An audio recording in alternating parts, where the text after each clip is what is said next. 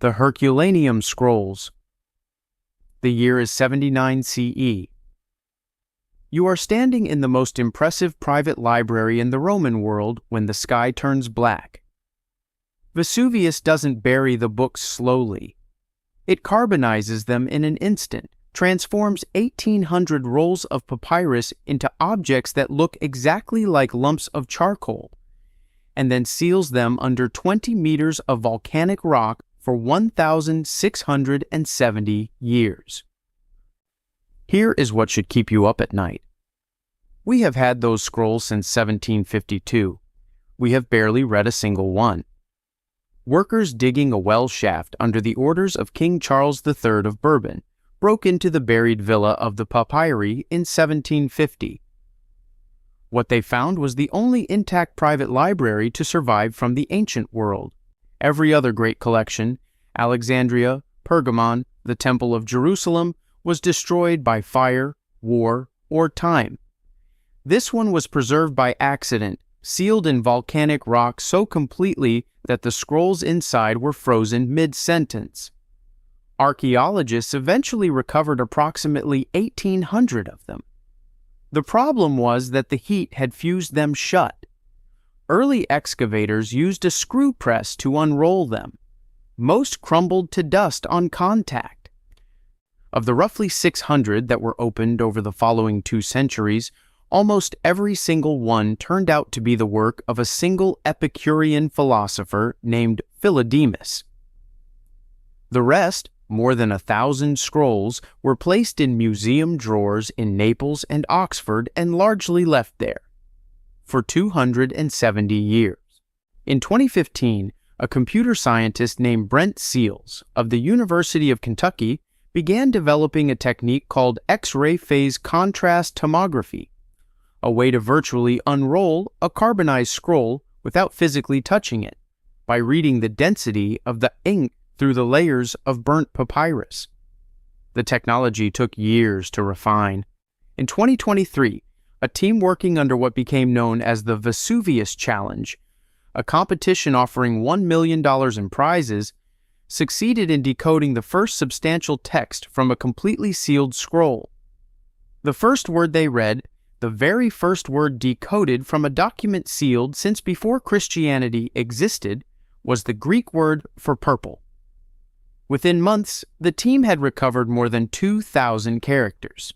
The voice was Epicurean in tone, but unfamiliar in its arguments. It was not more Philodemus. The implications of that fact are difficult to overstate. The villa almost certainly had a second story, unexcavated, which Italian archaeologists believe may have contained a separate Greek literature wing. Classicist Richard Janko of the University of Michigan has argued for years that the library almost certainly contains lost works of Aristotle, specifically the second book of the Poetics, his lost treatise on comedy, the very text that Umberto Eco made the centerpiece of The Name of the Rose.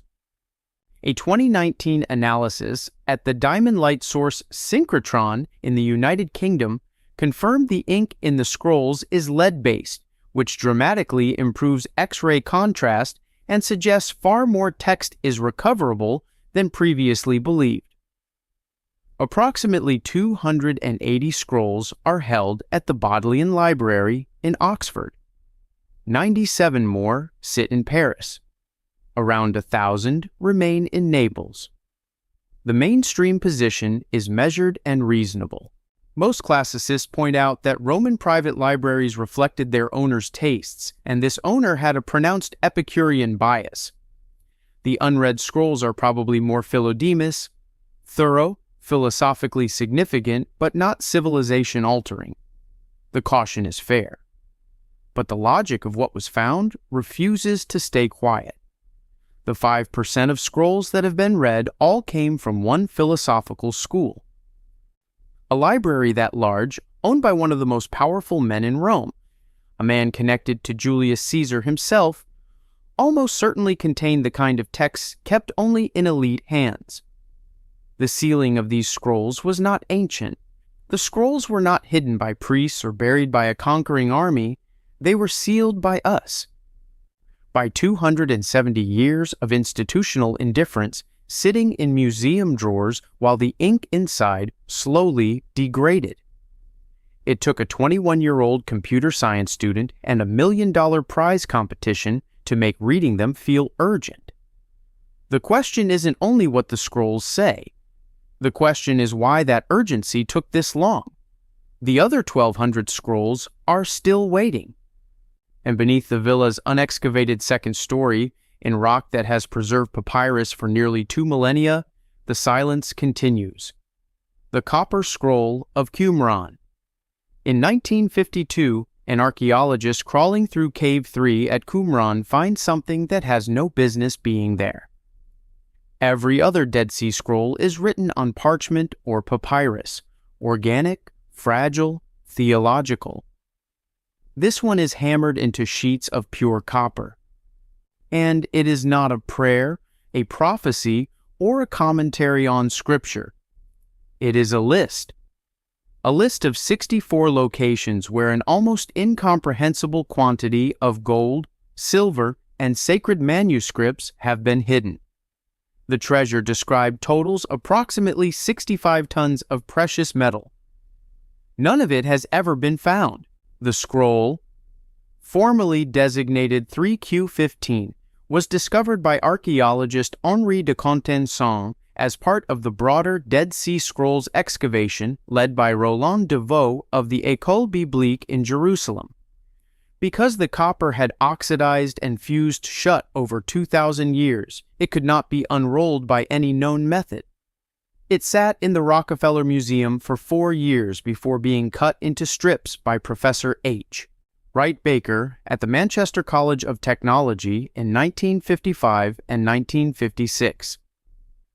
When the text was finally published in full by scholar John Marco Allegro in 1960, it caused an immediate institutional crisis. The scroll was 2.4 meters long when unrolled. It had been composed of 3 riveted copper sheets, each less than 1 millimeter thick. Whoever made it wanted this record to survive fire, flood, and conquest.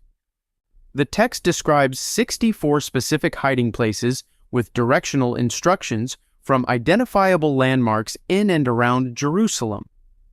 The measurements are precise. The language is bureaucratic, not prophetic, written in a colloquial Hebrew dialect distinct from every other scroll in the Qumran corpus, as if recorded by a functionary rather than a priest. The total quantity of gold and silver described, if taken literally, exceeds the entire known treasury of the Jerusalem temple at any point in its history. And buried within location 32 is something stranger still. The text reads, "In the pit adjoining on the north, in a hole opening northward and buried at its mouth, a copy of this document with an explanation and their measurements and an inventory of each thing." A second, more detailed map supposedly exists. No one has found it either.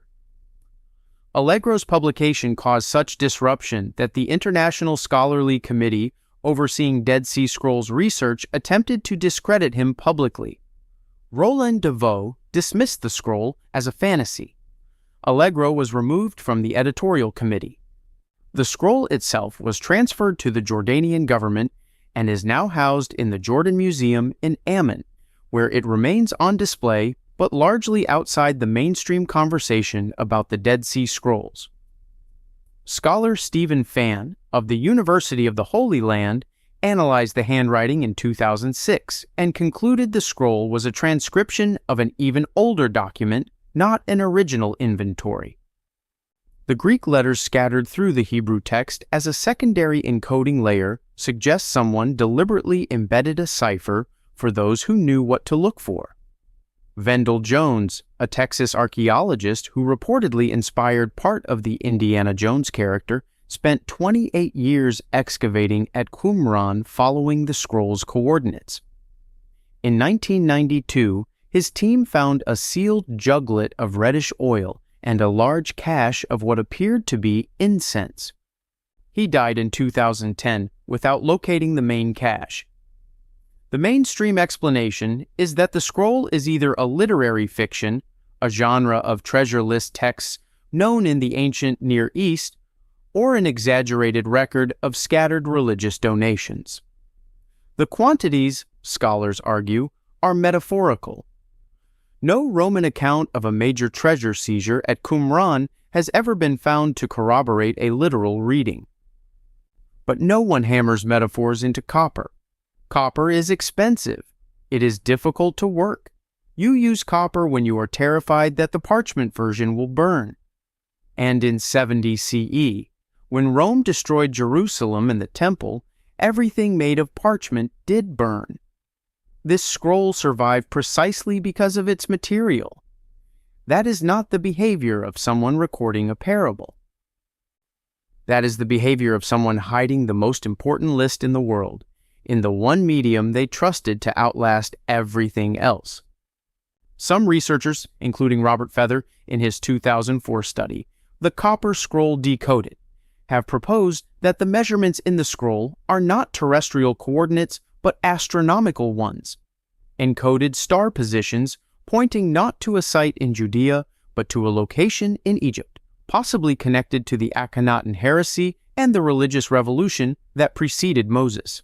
Others have suggested the treasure is not metal at all, but a collection of pre-biblical texts, books older than the Torah, whose existence would force a complete revision of religious history. We may never know. The second map referenced in location 32 has never been found. The questions it would answer remain sealed somewhere in the dark. The Rongorongo script of Easter Island, 27 objects. That is all that remains of an entire written language.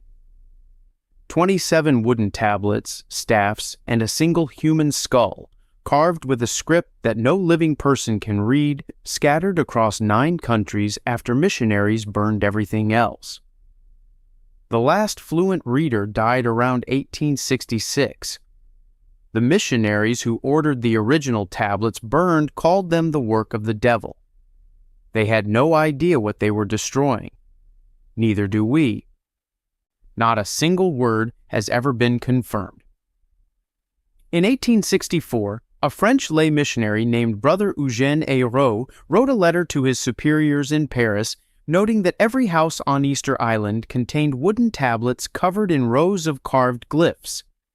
By the time Bishop Florentin Etienne Josson of Tahiti received the letter and became interested, the population of Rapa Nui had collapsed catastrophically, from an estimated 15,000 people in the 18th century to approximately 111 survivors by 1877, following a Peruvian slave raid in 1862 that specifically targeted islanders who wore reed headdresses, the traditional mark of the literate priestly class.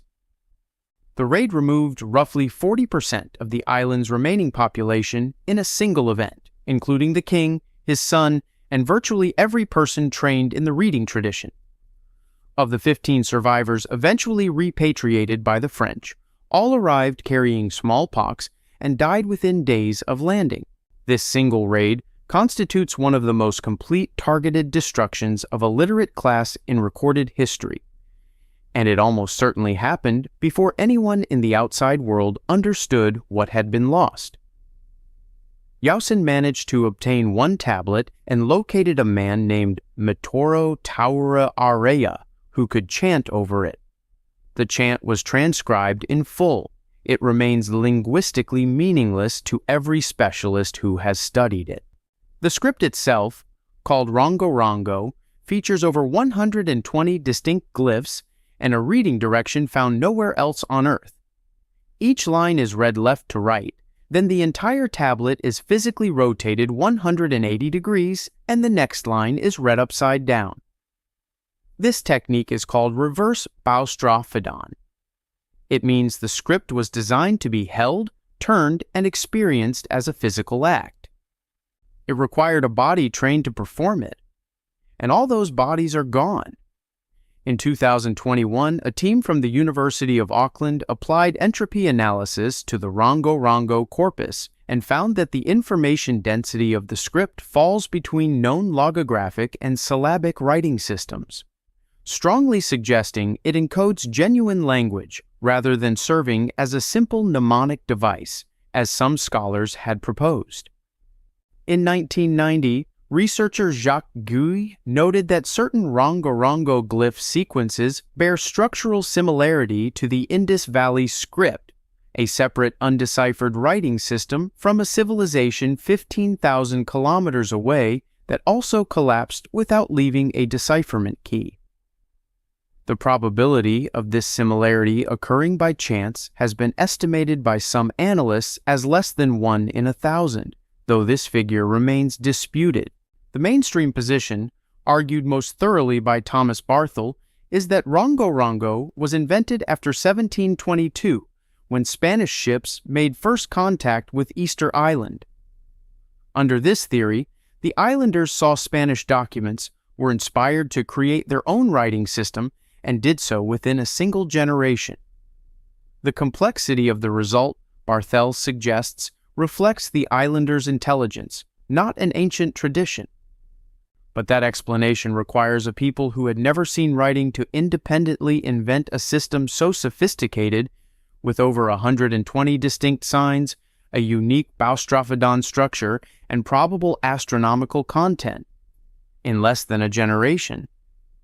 For comparison, most writing systems took centuries to develop their complexity, and the Indus Valley structural parallel suggests either deep pre-contact oceanic connections that no standard model of Pacific migration currently allows, or something harder to explain. A parallel development so precise it implies a shared origin neither civilization recorded. Some researchers, including Thor Heyerdahl, proposed that Rapa Nui was a terminus, the final destination of a culture that carried its records to the most remote place on Earth, perhaps deliberately. If so, the tablets may not be Easter Island's own writing at all. They may be someone else's memory, brought there for safekeeping, and read aloud by priests who preserved the sound without ever fully understanding the meaning. Whether or not that is true, the sound died in 1866. The 27 surviving objects sit in 9 institutions across the world, studied, scanned, and statistically analyzed. Not one word has been confirmed. The silence holds. The Elephantine Papyri. In 1903, archaeologists on a small island in the Nile pry open a sealed ceramic jar and pull out a bundle of papyrus documents. They are written in Aramaic. They are dated to the 5th century before the Common Era, and they contain something that, if widely taught, would require rewriting not just ancient history, but the foundational identity of one of the world's 3 major religions. The Jewish community that produced these letters was not worshiping one god, they were worshiping 5. Elephantine Island sits in the Nile near modern Aswan at the southern edge of what was once the Persian Empire.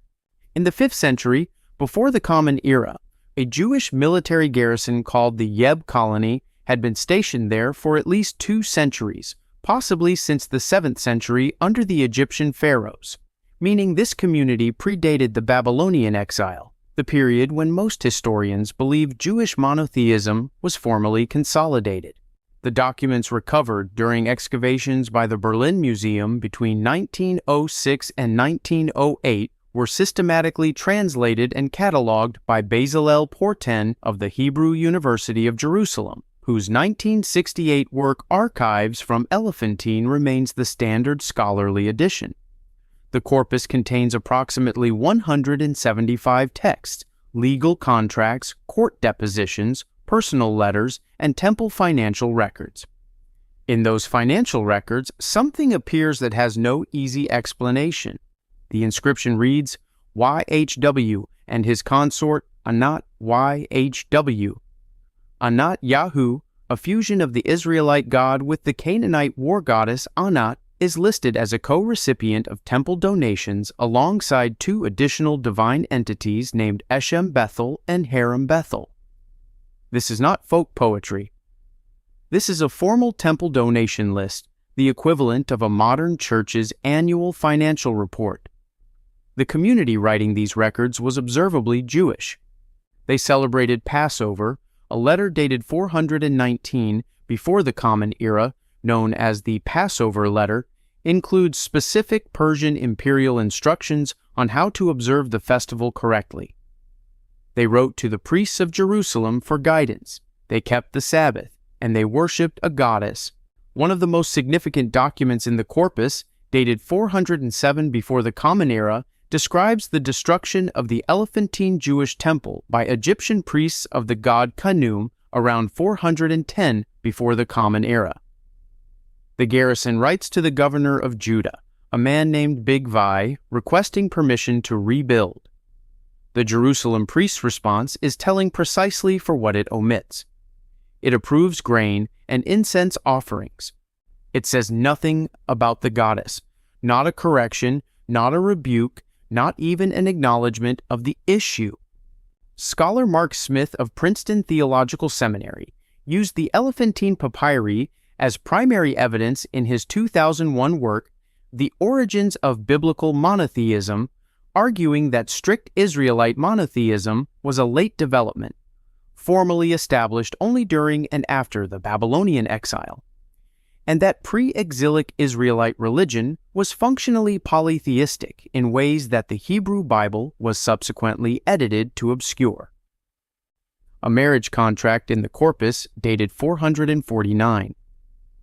Before the Common Era also shows Jewish women owning property independently and retaining the right to initiate divorce, rights conspicuously absent from the Torah's contemporaneous legal codes, suggesting the community was operating under a legal framework significantly different from the scripture we know. The mainstream scholarly response is measured. Theologians and biblical historians acknowledge the Elephantine papyri without treating them as a crisis. The community, they argue, was heterodox, an isolated military outpost preserving archaic folk practices that the Jerusalem priesthood had already moved past. The Anat Yahu formulation may be an administrative naming convention rather than genuine goddess worship. Heterodox communities have always existed on the margins of every religion, but these are not cave paintings. They are legal contracts and temple financial records maintained for 2 centuries in full communication with Jerusalem, with no surviving record that anyone in Jerusalem ever told them to stop worshiping the goddess, until the temple was destroyed by external enemies. If the Elephantine community represents a marginal aberration, what does it mean that the aberration lasted 200 years and the correction never came? What it may represent is not an exception to ancient Israelite religion. It may be a photograph of what that religion actually looked like before the exile, before the editing, before the official story was settled. The Sibylline Books of Rome. A woman walks up to the king of Rome and offers him 9 books of prophecy for an extraordinary price. He refuses. She burns 3 of them in front of him and offers the remaining 6 for the same price. He refuses again. She burns 3 more. He pays the original price for the last 3. For 500 years, those 3 books were the most protected secrets in the Roman world. Then Rome burned them itself, deliberately, and called it an act of piety. The story of the Cumaean Sibyl and King Tarquinius is recorded by the Roman historian Livy and the antiquarian Varro. The 3 surviving books were placed in the care of a dedicated priestly college, eventually expanded to 15 men, called the Quindecim Viri Sacris Factiundis, and stored in a stone vault beneath the temple of Jupiter Optimus Maximus on the Capitoline Hill. Access required a formal decree of the Senate. The books were not read for pleasure or scholarship.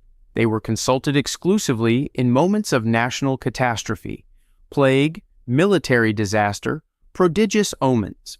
Livy records at least 12 specific Senate votes to consult them between 496 and 56 before the Common Era, each triggered by specific events: rains of blood, earthquakes, hermaphroditic births, military defeats that defied all explanation.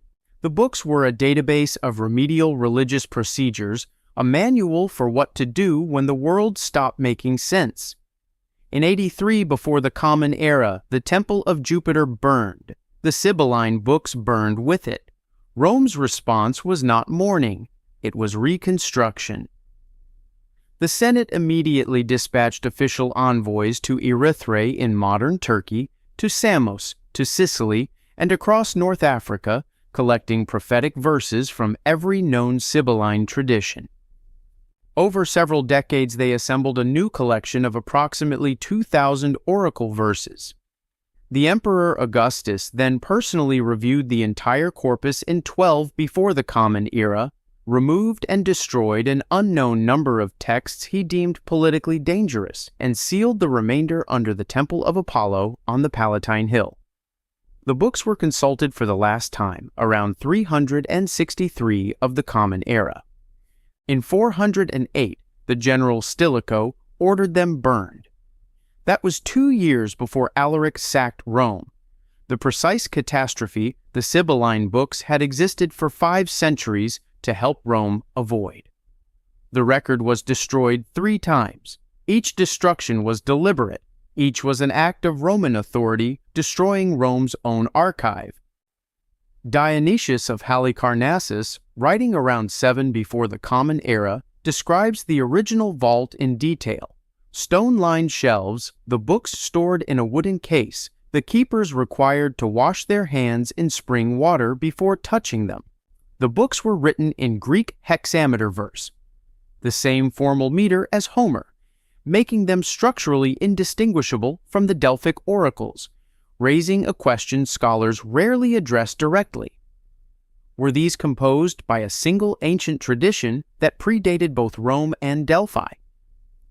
The mainstream view treats the Sibylline books as a political instrument, a mechanism for the Senate to announce extraordinary religious measures while maintaining the appearance of divine sanction.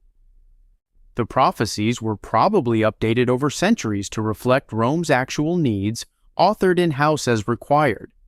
Their loss is culturally significant but historically containable. But the reconstruction effort after 83 tells a different story. Rome sent official envoys across the entire known world specifically to recover authentic verses. That is not the behavior of an institution that had been writing its own prophecies. And Augustus's personal review, in which the most powerful man in history sat alone with 2,000 collected oracle texts and decided which ones future Romans would be allowed to know, reveals that the books contain something with direct political stakes. Stakes personal enough that Augustus trusted no one else to make the decision. What he burned has no name. What survived his editing became Roman state religion. The original 9 books that the Sibyl burned before the king bought the last 3 may have been the most dangerous of all. We have been living with the remainder ever since. The Chachapoya Quipu archives. They called themselves the Warriors of the Clouds, a civilization that built circular stone cities on mist-covered cliffs 3,000 meters above the Amazon jungle, whose fortress of Quaylap contained 500 buildings inside a wall taller than the Great Pyramid, and whose dead stood upright in painted sarcophagi on cliff faces, gazing outward across the forest for centuries after death. They kept their history in knotted cords. When the Inca finally conquered them in 1470, the first thing the Inca administrators did was locate the cords, and the second thing they did was make sure no one could ever read them again. Quipu, knotted cord recording devices, were used across the Andes as a primary information storage system. The Inca used them extensively for census records and agricultural accounting, but the Chachapoya Quipu were different. They differed in their pendant structure, their attachment methods, and their use of up to 14 distinct dye colors, far exceeding the color range of any known Inca administrative quipu. In 2002, Harvard scholar Gary Urton published an analysis in the journal Science arguing that Quipu encode information using a 7-binary element system with 1,536 possible distinct values per knot. That combinatorial richness vastly exceeds what simple numerical accounting requires. If Urton is correct, Quipu are not ledgers, they are books. And the Chachapoya Quipu, with their distinct encoding tradition, may be books in a language the Inca themselves could not read. Inca state Quipu keepers brought before Spanish administrators after the conquest were specifically unable to interpret Chachapoya Quipu when shown them, according to colonial records. The Inca did not translate the Chachapoya archive. They filed it and stopped teaching anyone what it meant. The Spanish colonial chronicle of Felipe Guaman Poma de Ayala records that teaching the Chachapoya encoding tradition was actively prohibited across 3 generations of Inca administration, long enough to ensure that even if the physical cords survived, the knowledge required to read them would not. When the Spanish arrived and dismantled the Inca state, the chain of transmission was already broken. In 1996, archaeologists led by Federico Kaufman Doy discovered a sealed burial site at Laguna de los Condores containing 219 Chachapoya mummies and several quipu. The lagoon's water level appeared to have been artificially raised at some point, possibly by Inca administrators, in what some researchers interpret as a deliberate act of concealment. In 2017, Dr. Sabine Hyland of the University of St. Andrews published a study in Current Anthropology analyzing a 6 quipu set from the Chachapoya descendant village of San Juan de Collata and found evidence of phonetic signs consistent with syllabic encoding, the first evidence of a narrative quipu in the archaeological record. The Chachapoya origin tradition itself, preserved in fragments of colonial-era documents, describes ancestors arriving with records written on animal skins, not on cord, implying a pre-quipu writing tradition whose physical form has not survived the forest climate. The mainstream reading is straightforward. Andean quipu are primarily numerical tools.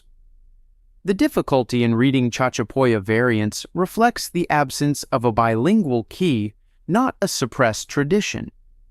The Inca's administrative indifference to Chachapoya encoding was practical, not ideological. But practical administrators don't raise lakes over archive sites. Practical administrators don't prohibit the teaching of a conquered group's record-keeping across 3 generations of their own bureaucracy. If the Chachapoya cords merely recorded grain tallies, no one needed to flood the storage site. The water rose because what the cords described threatened the Incas' account of their own origins, who was in the highlands first, and where the civilization of the Andes actually came from. Cuelap, the Chachapoya's great fortress, contains more stone by volume than the Great Pyramid of Giza.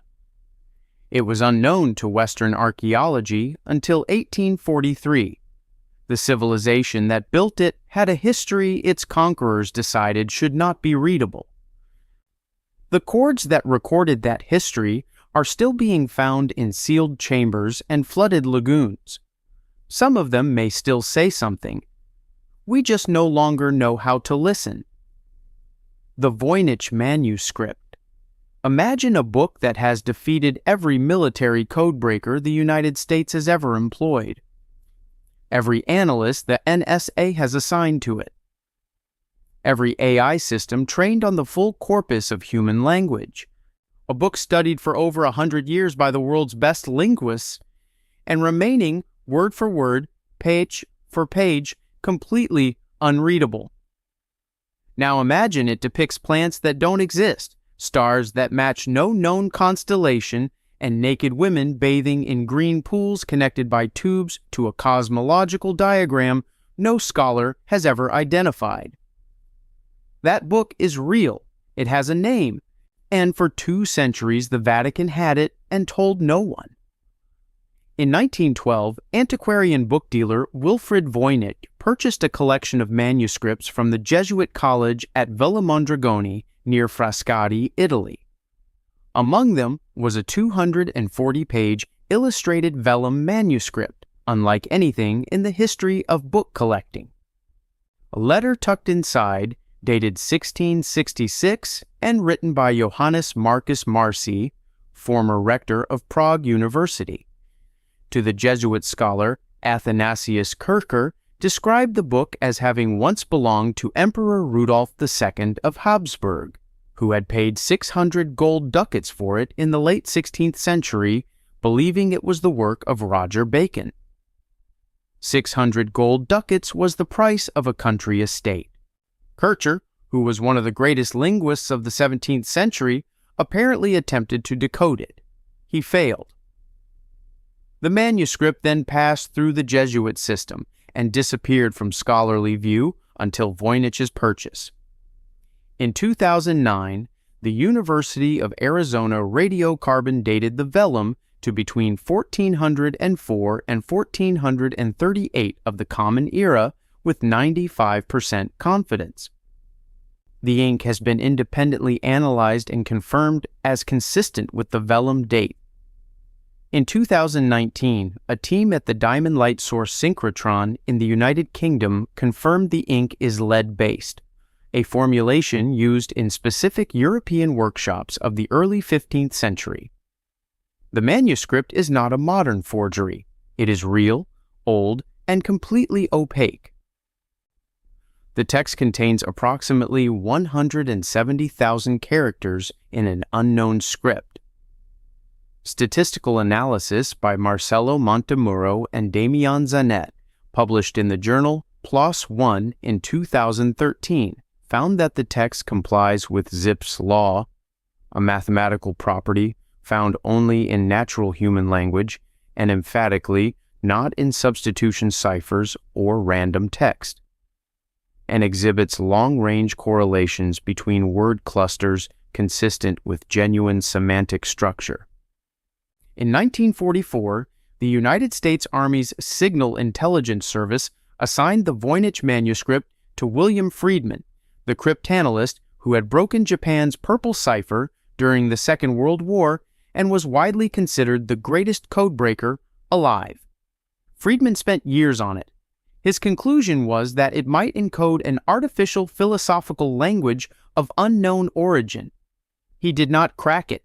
The manuscript was subsequently studied by the NSA. The NSA did not crack it either. The botanical section contains 113 plant illustrations. None correspond to any known species. Botanists Arthur Tucker and Rexford Talbert proposed in 2013 that 37 of the plants match species native to Mesoamerica, specifically the Valley of Mexico, suggesting a possible connection to post-contact New World botany. The claim has not been validated by other specialists. Gordon Rugg of Keele University proposed in 2004 that the text was generated by a cardon grill, a sliding card producing pseudo-random strings, which would make it an elaborate 15th century hoax. But Montemurro and Zanet's statistical analysis effectively dismantles that theory. Hoaxes don't comply with Zipf's law. The mainstream view is that the manuscript is a genuine 15th century document encoding a constructed or personal language whose key died with its author, undecipherable in principle, not because of any suppression, but because the one person who held the key never shared it. But 600 gold ducats is not what you pay for a personal journal. Rudolf II was one of the most powerful patrons of occult and natural philosophy in European history. He paid a fortune because he believed this book contained something worth a fortune. And the text itself, statistically structured like genuine language, written in a script of extraordinary consistency, with not a single correction or hesitation visible under UV analysis, does not look like the work of someone inventing a private fantasy. It looks like someone copying something they couldn't read. A European scribe faithfully reproducing glyph by glyph a document in a completely unknown system, preserving the form without the key. If that is true, the source document is somewhere else entirely. And the Voynich manuscript is not the mystery. It is the evidence that the mystery once existed. The Great Pyramid's hidden chambers. In 1987, a team of Japanese scientists from Waseda University points ground-penetrating radar at the Great Pyramid of Giza and finds something that isn't on any map. 3 large cavities, one of them beneath the Sphinx. They present their findings to the Egyptian authorities. The project is immediately shut down.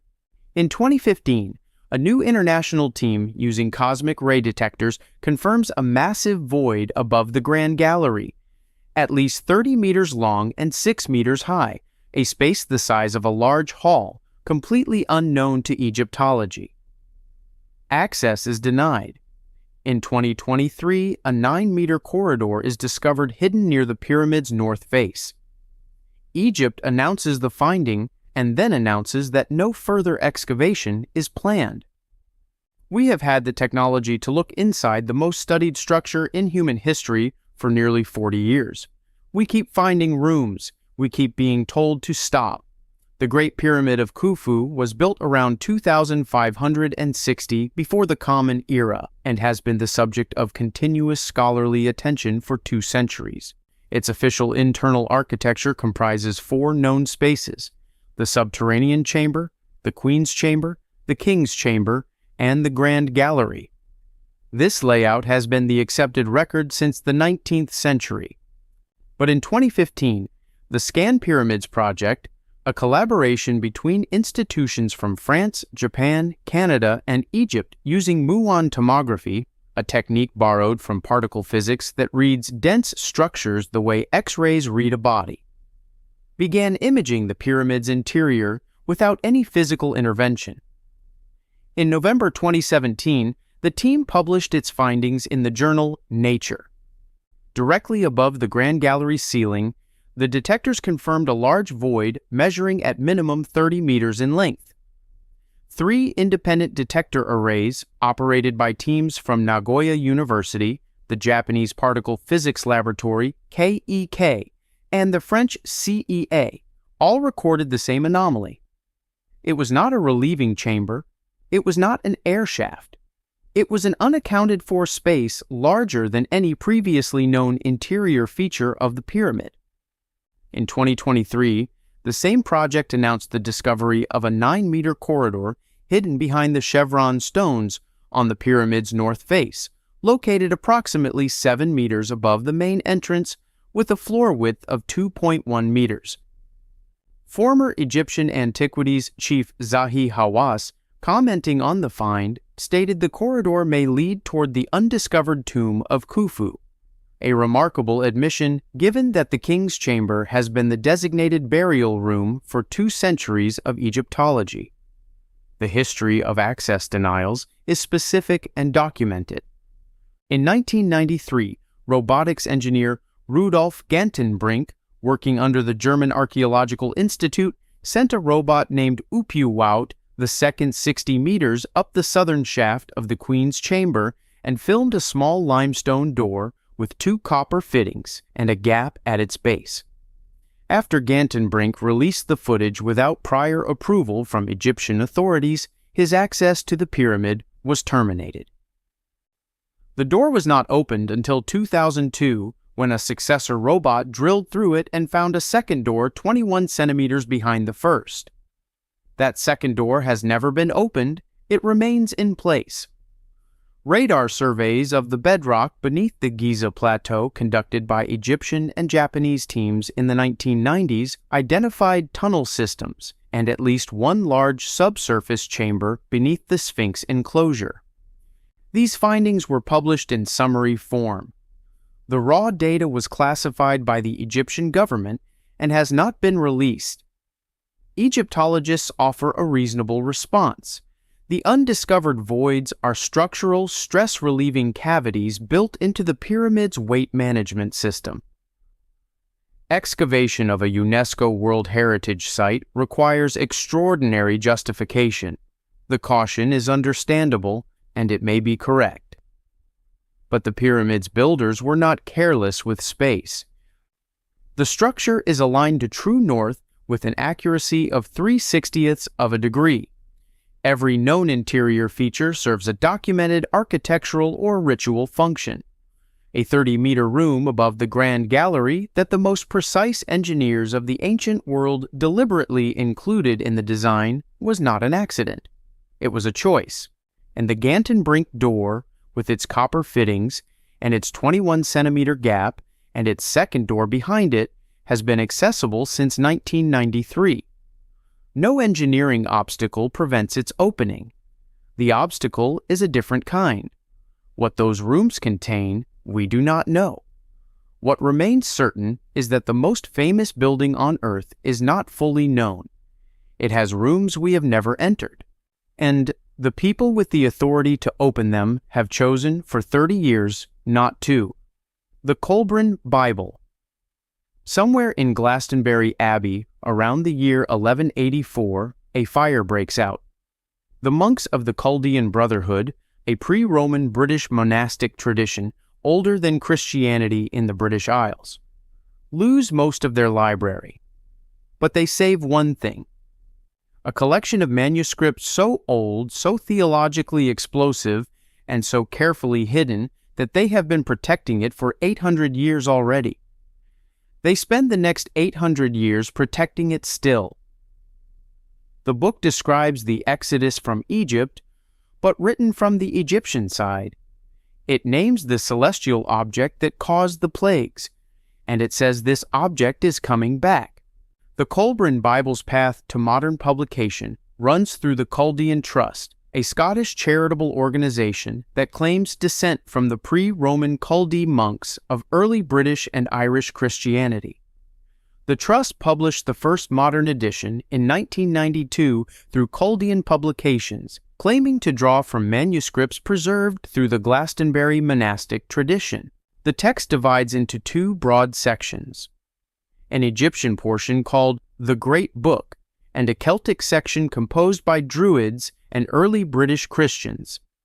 The Egyptian section contains accounts of creation, catastrophe, and the Exodus written from the perspective of Egyptian administrators, not the Israelite slaves of the biblical account, but the scribes and officials on the other side of the event.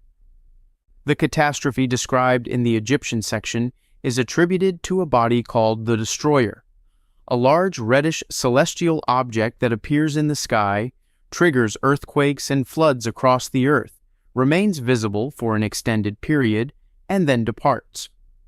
The text states that the object moves in a great orbit and that its return is anticipated by those who keep the old records.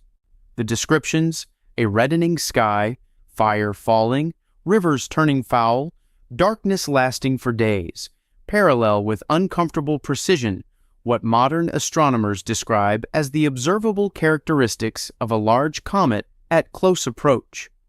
This is not, on its own, exceptional. Ancient peoples noticed comets. What is harder to explain is the structural parallel with the Leiden Papyrus 344, the admonitions of Ippur, a genuine Egyptian document held in the Rijksmuseum van Oudheden in Leiden, and dated by scholars including Egyptologist John Van Seters to approximately the Second Intermediate Period around 1650 to 1550 before the Common Era. The Ippur Papyrus describes rivers running red, fire consuming the land, and a general collapse of Egyptian order in language that parallels the Colburn's catastrophe account in ways that a modern forger drawing on popular sources would be unlikely to reproduce, because the Ippur Papyrus was not widely available in popular form when the Chaldean Trust published their edition. The Colburn also identifies the Israelites' departure point as a location called Zarv in the eastern Nile Delta, a detail that matches the archaeological identification of Avaris, the Hyksos capital, which was connected to the Exodus by Austrian Egyptologist Manfred Beatak following excavations at Tel El Daba between 1966 and 2010. That identification was not a settled matter of popular knowledge in 1992.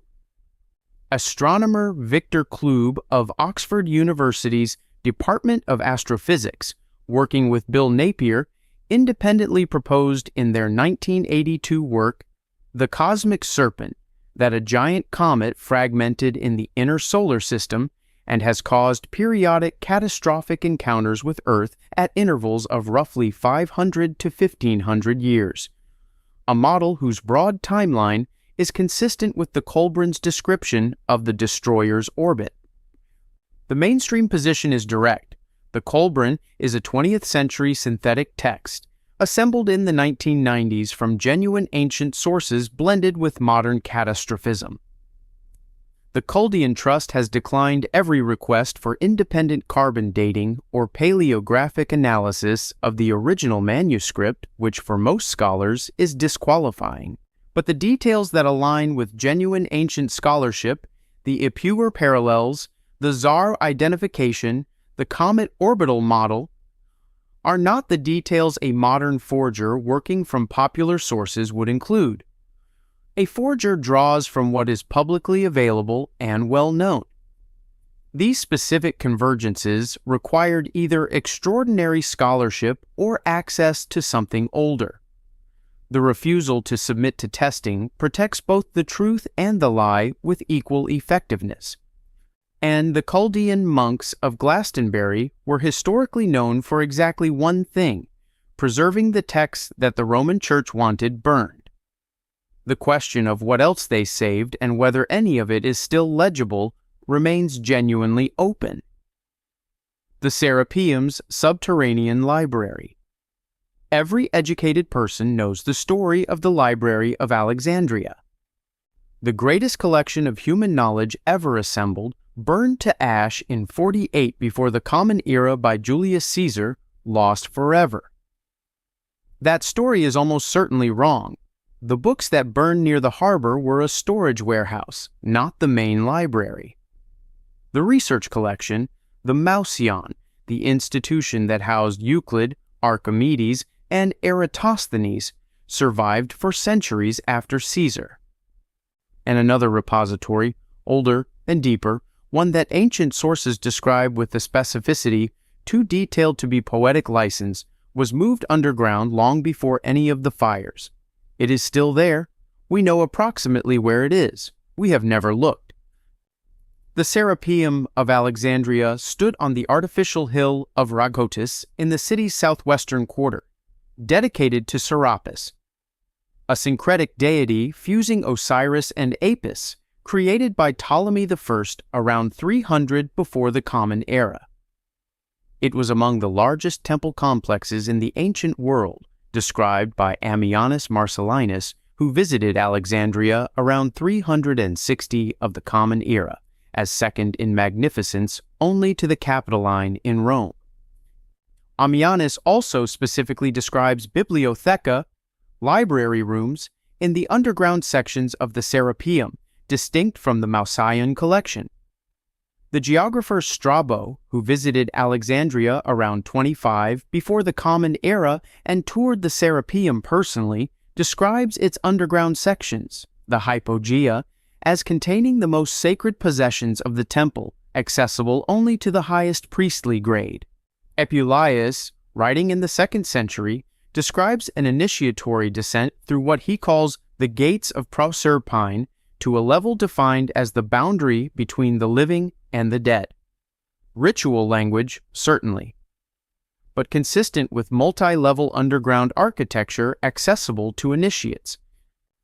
The Roman historian Edward Parsons, in his comprehensive 1952 study, The Alexandrian Library, cataloged 23 ancient references to the underground sections of the Serapeum, and concluded that a substantial below-ground repository surviving the 391 destruction was historically probable, because every eyewitness account of that destruction describes the mob as operating entirely above ground.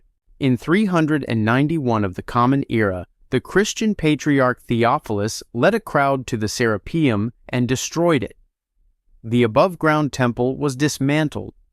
Ancient accounts, including the Christian historian Sozomen, record that the priests sealed the underground sections before fleeing. The early Christian writer Rufinus of Aquileia, who witnessed the events, describes the mob entering the temple and finding downward passages, portals, which they partially entered before the priests sealed them from below. What the underground sections are physically capable of containing is not speculative. In 1850, archaeologist Auguste Mariette excavated the outer Serapeum and found 350 meters of connected tunnels cut into the limestone bedrock of Rhacotis at approximately 8 meters depth, containing 64 burial chambers for the Apis bulls. The rock can be cut, the engineering existed, the space exists. In 1900, a donkey fell into an unmarked shaft 200 meters from the Serapeum mound and revealed the catacombs of Qam el-Shukafa, a 2nd century Roman necropolis descending to 3 levels cut directly into the bedrock at depths between 10 and 20 meters, decorated with extraordinary art and completely unknown until the accident. The rock of Rhacotis was cut for underground chambers routinely and extensively across the Ptolemaic and Roman periods. Ground-penetrating radar surveys in the 1990s identified large voids at depths of 8 to 15 meters beneath the Serapeum mound itself. The Egyptian Supreme Council of Antiquities has not authorized excavation, citing the impossibility of relocating the residential population living above the site. The mainstream explanation is pragmatic and not unreasonable. The Serapeum Library was probably a small reference collection for priestly use, not a second major institution. Excavating under a dense residential neighborhood in a living city is a genuine logistical and ethical challenge, not necessarily a suppression. But the Ptolemaic kingdom confiscated original manuscripts from every ship that docked in Alexandria's harbor, returning only copies. Originals had to go somewhere. The Serapeum, with its sealed underground sections and its priestly gatekeepers, with its 23 ancient references to subterranean bookrooms, and with its confirmed capacity for exactly the kind of underground construction that could preserve organic material for centuries in dry limestone, is the most plausible somewhere we have. The muon tomography technology used to find the void above the Grand Gallery could be pointed at the Serapeum mound without disturbing a single building. No excavation required, no residents displaced, just an answer, one way or the other. That technology has not been deployed there. The question of why, whether it is bureaucratic inertia, logistical complexity, or something else, has no official answer.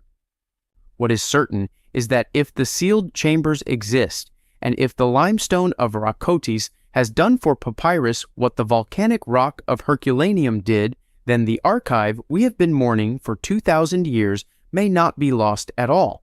It may simply be waiting. 9 meters below a street in a city of 6 million people, in the dark where the priests left it, in the year 391, when they understood that what was above ground was already gone. 10 records, 10 different civilizations, 10 different methods of sealing: fire, water, volcanic rock, locked vaults, institutionally denied excavation, and a simple, sustained refusal to look. Run the list from beginning to end, and a pattern emerges that is harder to dismiss than any individual item. Every single one of these records was sealed at a moment when someone in power decided that what it contained was more dangerous than the silence that would replace it. Rome burned the Sibylline books rather than let enemies read the future.